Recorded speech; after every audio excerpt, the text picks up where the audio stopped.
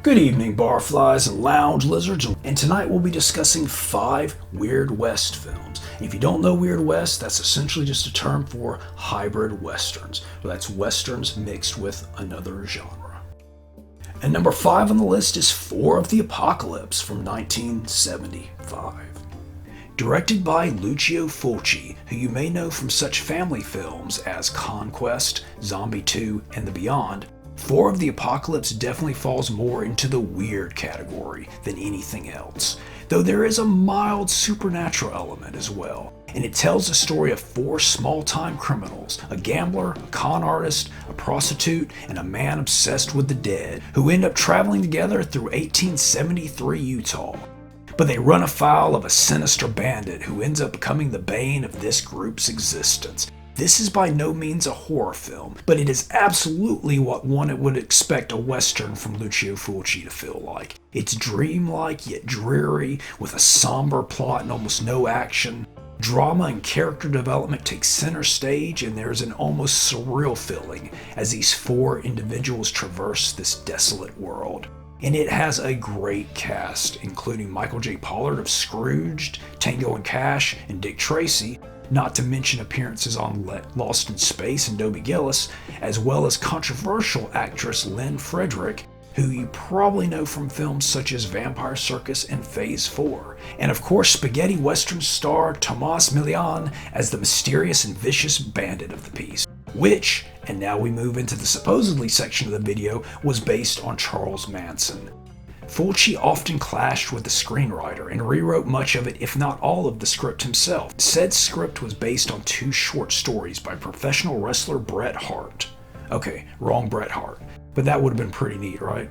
In actuality, it was based on 2 short stories by famed writer of the 1800s Bret Hart with an E. And though set in Utah, 4 of the Apocalypse was actually shot in Austria, and it's said that the weather was quite cold when shooting began. And yet, it is also said that the bright desert sun actually lightened Frederick's hair. This is truly a unique film and recommended if you're in the mood for a twisted, action-light western. And number 4 on the list is The Valley of Gwangi from 1969.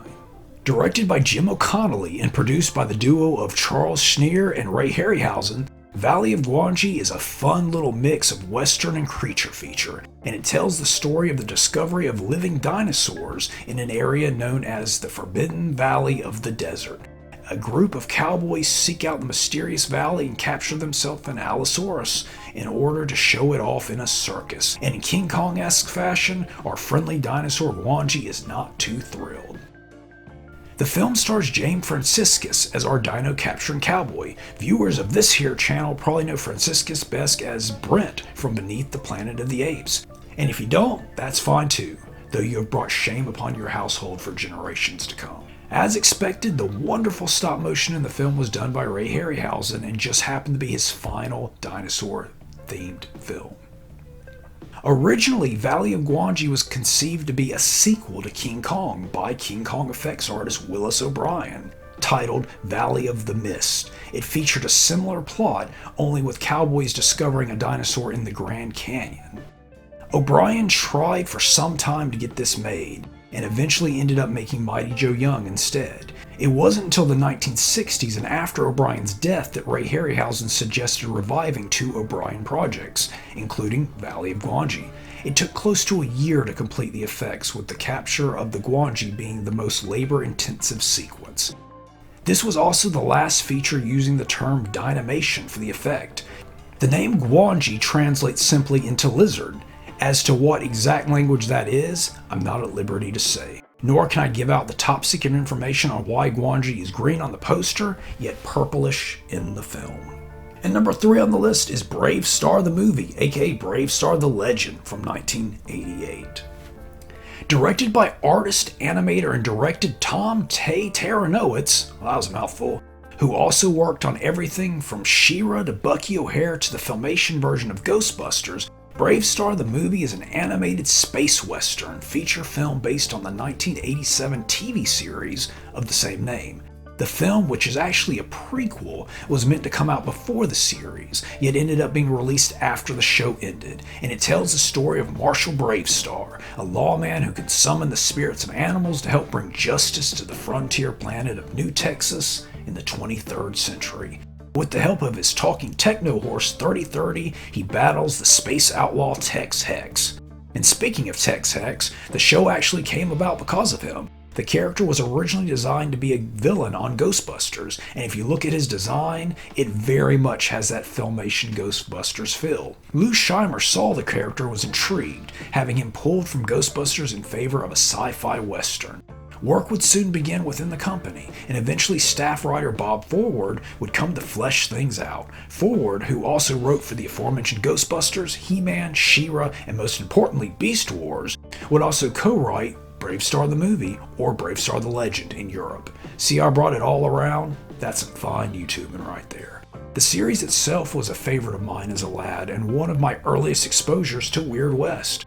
Unfortunately, I never saw the movie in theaters myself. With Filmation on its way out, it only played in limited markets and weekend matinee showings. And though aimed at kids, it's definitely not kiddie in nature. There are some truly dark scenes in adult situations. It really is a great looking film with some impressive, almost Mobius-esque backgrounds. And on that, we should take a break. Since he was a little boy, there was one thing he always wanted to do: find 4 men and kill them. Death rides a horse.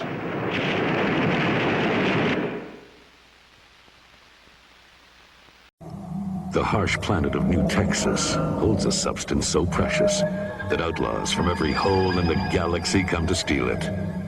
Curium, the irreplaceable fuel of the universe. Without its red crystals, no ship could fly, no machine could work. Someone was needed to protect the Curium from the ultimate outlaw, Tex Hex and his evil gang. The townspeople asked for 1,000 lawmen. They got one, Bravestar, with the eyes of a hawk, the speed of a puma, the strength of a bear, and the ears of a wolf. Bravestar. He was tough. He was brave. He had strange animal powers. But could he save New Texas alone? Only you know the answer, because you hold the power. Bravestar. From Mattel. Each sold separately. And we're back with number 2 on the list, and that's Red Son from 1971. Directed by Terrence Young of Dr. No, From Russia with Love, and Thunderball fame, Red Son is a spaghetti western samurai film, and it tells the story of a gang of bandits who quite cleverly rob a train. And on this train there just happens to be a Japanese ambassador on his way to Washington with a ceremonial sword meant as a gift for the president. Things go a little sideways and a double cross goes on within the gang. So the double cross bandit unwillingly teams up with the ambassador's top samurai, and the two begin a journey to retrieve the sword and the stolen payroll. This is a well-written, well-directed film, but the true standout is the cast. In particular, our unlikely allies. The first being a fella by the name of Charles Bronson, who you might know from Once Upon a Time in the West, Death Wish, and The Twilight Zone Episode 2. This one is an interesting role for him. He is definitely a scoundrel here, not in the slightest bit heroic or on the side of good, yet he's kind of lighthearted and quite likable. Then, as the samurai companion, we have the great Toshiro Mifune of Hidden Fortress, Throne of Blood, and a favorite of mine, the Samurai Trilogy. Mifune is really the hero of this one. And in good buddy film style, his better nature starts to rub off on the scoundrelly Bronson a bit. And finally, we have Bond girl Ursula Andress as the prostitute girlfriend of the film's villain, and she ends up unwillingly joining the slightly less unwilling duo. Filmed in Spain, as many spaghetti westerns were, Red Son was a massive hit in Japan, which may have led to Charles Bronson doing a clone ad there, which reportedly paid $100,000 for only 4 days' work. Also of note, Charles Bronson starred in The Magnificent Seven, which was a remake of The Seven Samurai, which starred Toshiro Mifune. And it's been said that Mifune, whose English was limited, was coached by Tetsu Nakamura, who played the ambassador. You may know Mr. Nakamura from his roles in The Manster, The Mysterians, Atragon, Space Amoeba, and the original Mothra. And speaking of the Kentucky Fried Movie, which I wasn't, but I sure was thinking about it, John Landis has a small role in the film as a henchman. And now it's time for a very honorable mention, and that's High Plains Drifter from 1973. This was originally the #1 entry on the list, but because of copyright issues, I had to remove the footage. I will though still put it at the end of the video, just with mostly still images instead for those interested in the information. So for now, let's take a look at my coverage of Oblivion from 1994. Now, Oblivion is a space sci-fi western set in the distant future, and it tells the story of a slain sheriff's son as he comes to defend a Wild West-esque town on a frontier planet far from the Earth, which is in danger from a reptilian alien and his cohorts. Oblivion stars Richard Joseph Paul as Zack Stone, the son of the slain sheriff that comes back to town after his father's death, and he ends up getting mixed up in the westerny hijinks. Then there's Meg Foster of Masters of the Universe fame, who plays his cyborg deputy. But the real standouts of the film are the villains. Andrew Divoff, the Wishmaster himself, plays Red-Eye, the reptilian alien villain. And then there's his sidekick, the main standout of the standouts, the whip-using, vaguely dominatrixy Lash, who is played by Musetta Vander, who did a ton of genre TV, including Stargate, Star Trek, and Xena. And it also has appearances by Julie Newmar and Isaac Hayes for good measure. It's not super effects heavy, surprisingly, but the effects they have are really good. I mean, this is Full Moon in its prime, in its heyday, and it shows. Red-Eye is quite menacing looking, and it's one of those films that looks way more expensive than it probably was. Now, this one was actually written by my favorite comic writer, Peter David, based on a story by Charles Band and several other folks. And speaking of, George Takei is also in this movie and provides several Star Trek jokes. These were actually ad-libs, and Peter David, not too fond of them. He has actually denied any responsibility for said jokes. This one is a great example of Weird West. And #1 on the list is High Plains Drifter from 1973.